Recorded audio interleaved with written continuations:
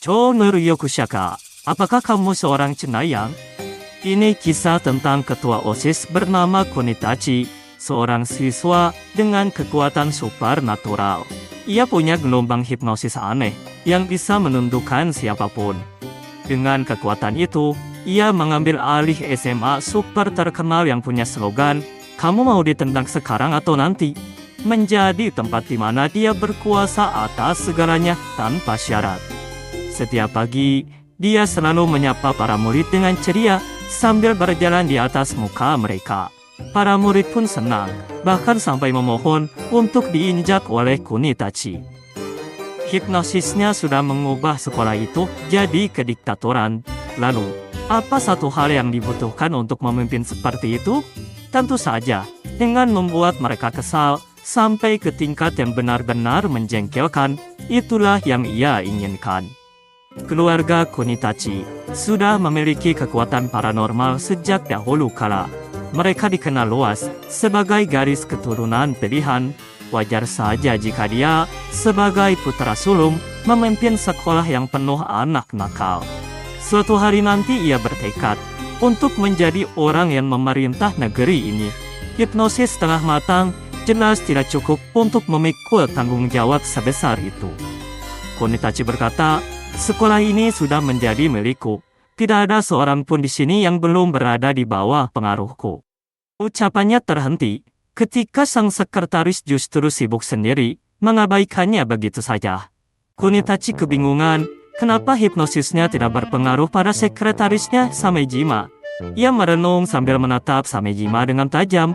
Apa mungkin, tanpa sadar dia tidak menggunakan hipnosisnya hanya karena gadis itu sekretarisnya? Ia merasa ceroboh. Tanpa Samejima, kendalinya jelas tidak akan lengkap. Ia mencoba membayangkan seperti apa gadis itu saat berada di bawah pengaruh hipnosisnya. Terlintas bayangan, Samejima tersenyum ramah seperti tergila-gila kepadanya. Tapi bayangan itu justru membuatnya malu sendiri. Dengan wajah memerah, ia tak paham apa yang baru saja dibayangkannya. Rasanya seperti ada sesuatu yang pelan-pelan merayap masuk ke dalam pikirannya. Samejima membetulkan kacamatanya. Kunitachi seperti sadar akan sesuatu. Apa mungkin hipnosisnya tidak bekerja karena mata gadis itu tertutup kacamata? Tanpa ragu, dia menyuruh Samejima melepas kacamatanya dan segera mendekat. Samejima terlihat bingung, tapi tetap menuruti perintah itu. Ia melepas kacamatanya tepat di depan Kunitachi. Ternyata wajahnya imut. Kunitachi langsung kelepek-kelepek. Jantungnya berdebar kencang. Ia mulai curiga. Jangan-jangan gadis ini cenayang juga. Samejima yang polos malah mendekatkan wajahnya ke arah sang ketua sambil berkata, "Apakah ini sudah cukup bagus untukmu?" Kunitachi tak kuat. Ia hanya bisa menutup mata, tersipu malu. Sebuah mobil mewah berhenti di depan sekolah. Sambil menunggu, sang pelayan membersihkan kaca spion tengah. Ketika itu, tiba-tiba seseorang masuk dan membuatnya terkejut. Kunitachi muncul dengan wajah merah dan panik. Ia mengatakan bahwa dirinya sedang berada di bawah pengaruh hipnosis orang lain. Sang pelayan langsung bingung mendengar itu. Kunitachi menjelaskan kalau tadi ia tiba-tiba mematung saat wajah sekretarisnya mendekat. Ia benar-benar tak bisa bergerak. Gadis itu pasti sudah menghipnotisnya. Lebih buruk lagi, kekuatan supernaturalnya justru tidak bekerja pada gadis itu. Sang pelayan terlihat berpikir. Ia mengaku tak begitu mengenal dengan gadis sekretaris. Tapi ia ingat beberapa waktu lalu seseorang pernah menceritakan sesuatu tentang keluarga Kunitachi. Tentang bagaimana kekuatan mereka tidak mempengaruhi orang yang mereka sukai. Disukai? Apa maksudnya itu, Pak Tua? Tanya Kunitachi panik. Sang pelayan meminta tuan muda untuk tenang.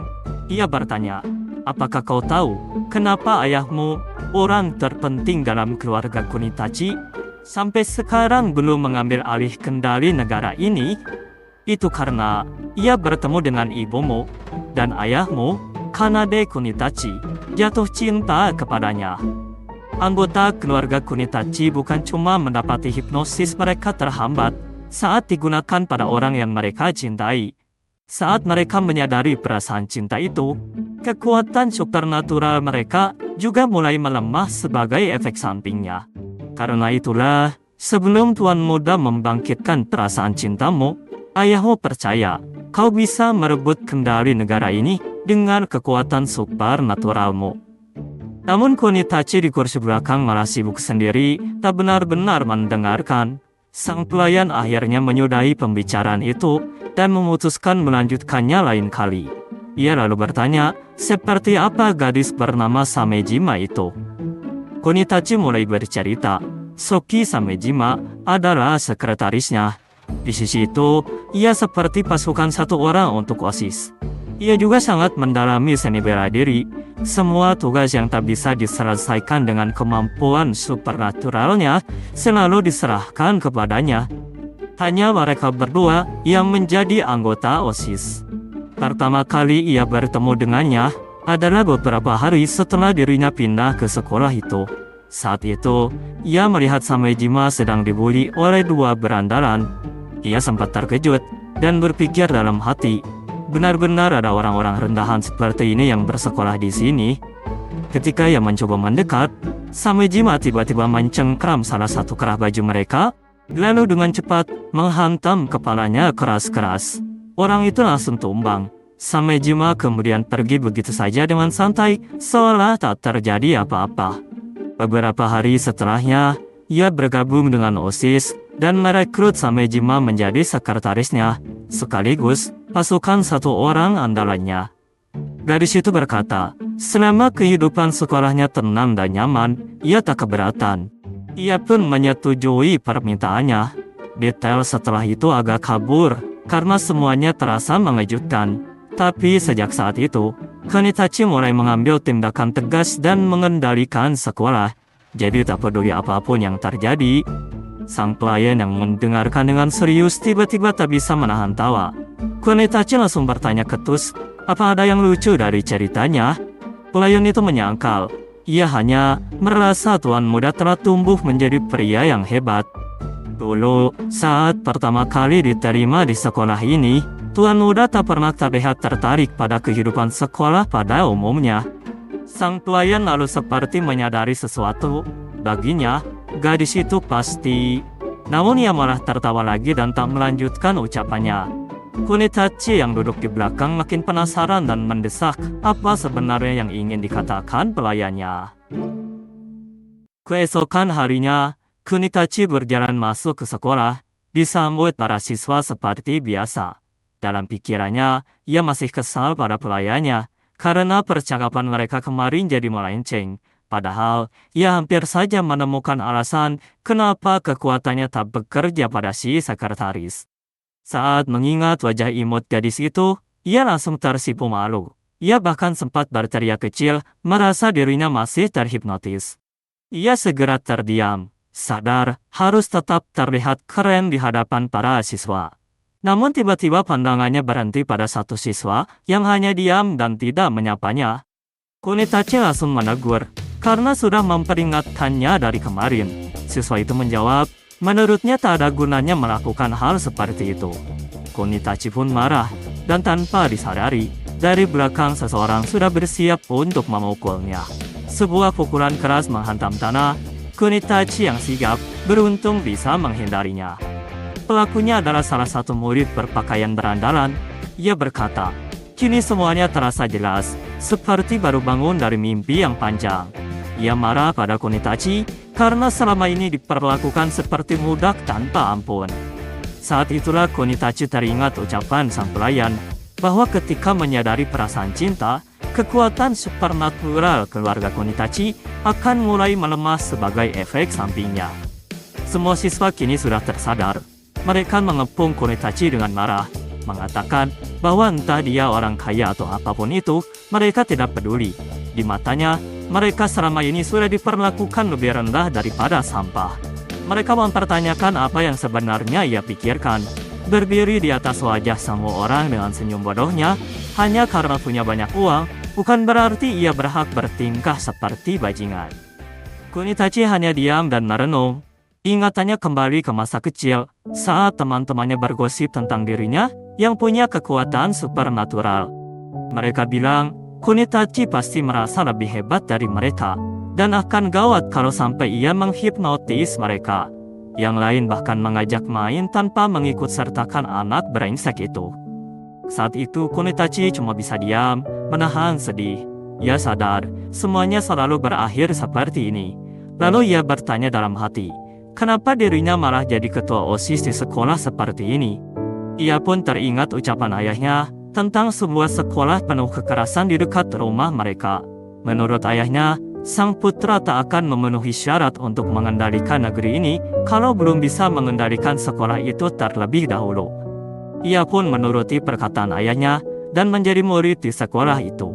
Ia hanya duduk diam di kelas di tengah suasana yang penuh perkelahian. Ia masih belum mengerti maksud ayahnya. Dalam benaknya, ia terus bertanya kenapa dirinya harus berada di tempat ini. Untuk apa ia harus mengendalikan orang-orang ini?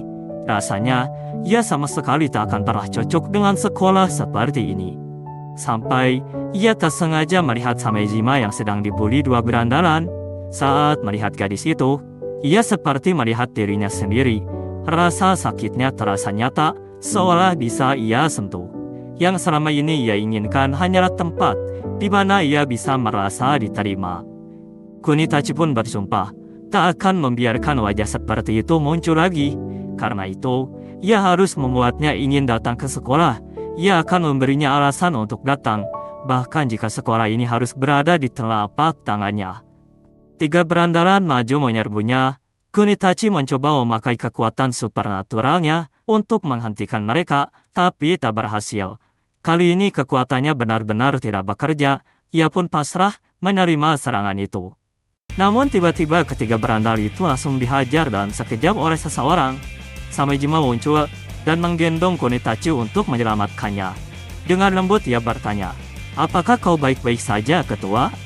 Kunitachi hanya bisa diam terpesona. Ia benar-benar sudah jatuh cinta kepadanya. Samejima menyuruhnya mundur ke belakang karena ia hanya akan menghalangi saja.